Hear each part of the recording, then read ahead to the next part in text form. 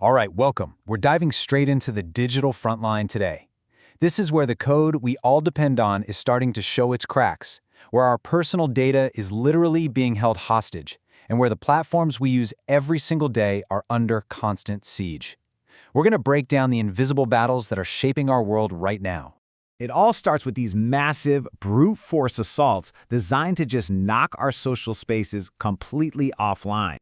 But the threat isn't just coming from the outside. We're going to show you how these decade-old cracks are now being found in the very foundation of the software we're all supposed to trust.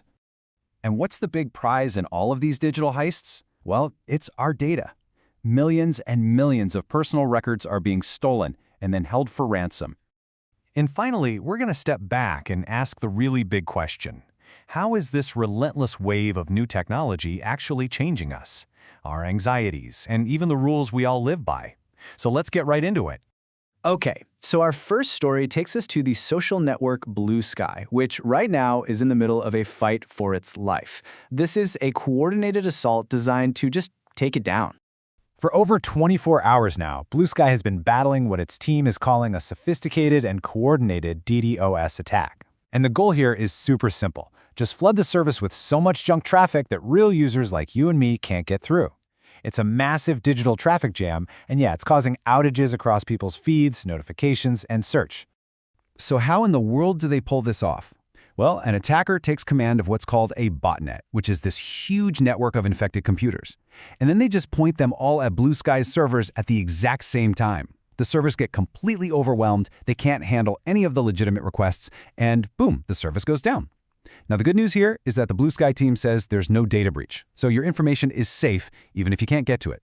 So you have to ask, why go after Bluesky?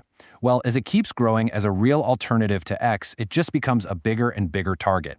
Attackers might be testing its decentralized design. That's a system that's supposed to be more resilient because there's no single point of failure. Or it could just be a simple show of force. There's also this other possibility, that this whole thing is a smokescreen to distract from a quieter, more subtle attack happening somewhere else. So while some attacks are all about locking you out, others are designed to get in and steal the most valuable asset there is, your data. And that is exactly the playbook of the ransomware group Shiny Hunters, and they're threatening a massive, massive data dump. Shiny Hunters is claiming they've breached 3 enormous global brands: Zara, Carnival Cruise Lines, and 7-Eleven. And look, this isn't just about email addresses. The data they say they stole includes incredibly sensitive information. Everything from passports and credit cards at Carnival to private transaction histories at Zara. The scale here is just staggering. We are talking about a grand total of 9.5 million customer records. And Shiny Hunters has set a deadline of April 21st. The threat is simple. If the ransom isn't paid, all of this data gets released to the public. It's a super high-stakes extortion plot that's affecting millions of people. So these attacks really show us what's at risk. But now let's look at how they actually happen. The hacker's playbook is evolving, and it's combining some shockingly old vulnerabilities with some incredibly clever new tactics. Just check out this timeline. It is wild. Way back in 2013, a critical flaw was accidentally created in a really popular software tool called Apache ActiveMQ. This bug allows for something called remote code execution, which basically means an attacker could run their own malicious software on a vulnerable system from anywhere in the world. And it just sat there, hidden, for 13 years, until an AI model discovered it. And now, the US government is scrambling, giving federal agencies a super tight deadline to get it fixed. I mean, can you believe that? This bug was hiding in plain sight for over a decade. It's a huge reminder that even software we trust can be hiding these dangerous secrets, and it really highlights a major shift. AI is now a key player in hunting for these hidden flaws.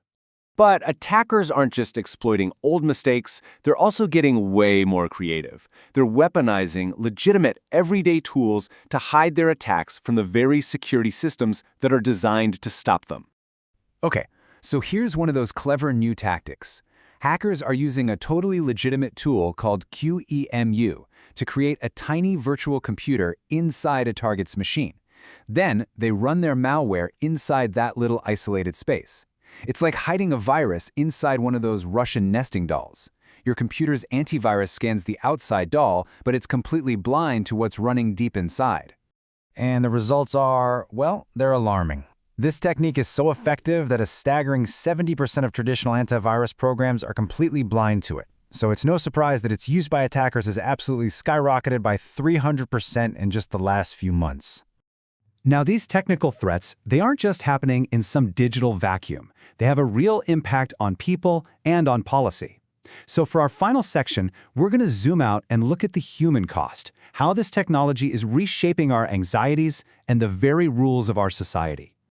And this brings us to a really fascinating paradox.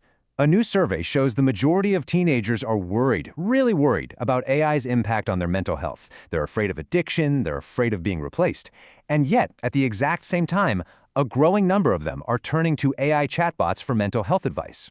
You can really see the conflict here. On one hand, teens see AI as this tool that's available 24/7. It's non-judgmental, and it's totally private. But on the other hand, experts are warning about some huge risks. AI lacks real empathy. It can't handle a true crisis, and it could lead to misdiagnosis or even dependency.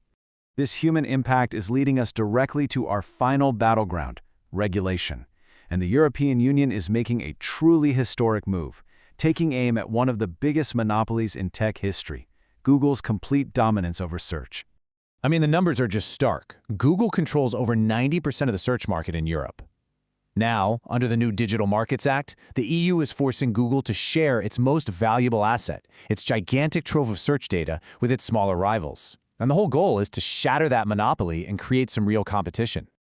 So when you connect all these dots, a really clear picture emerges.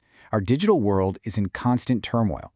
You've got decentralized platforms that are still vulnerable, decade-old bugs that are popping up, hackers who are outsmarting our defenses, our data is always at risk, AI is creating all these new social dilemmas, and yet, regulators are finally starting to throw down the gauntlet. All of this really leaves us with one critical question. In a world of constant digital threats, what is our role in building a safer future? Thanks for joining me.